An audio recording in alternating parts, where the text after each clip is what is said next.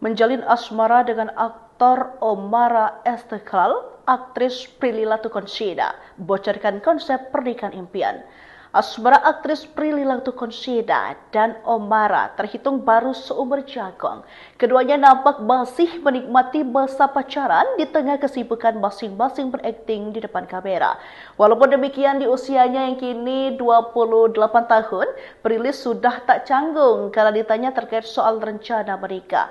Dikutip dari salah satu sumber pada Jumat 20 Juni 2025, wanita 28 tahun itu mengatakan pernikahan impiannya bukan seperti gelaran ngunduh mantu Al dan Alisa.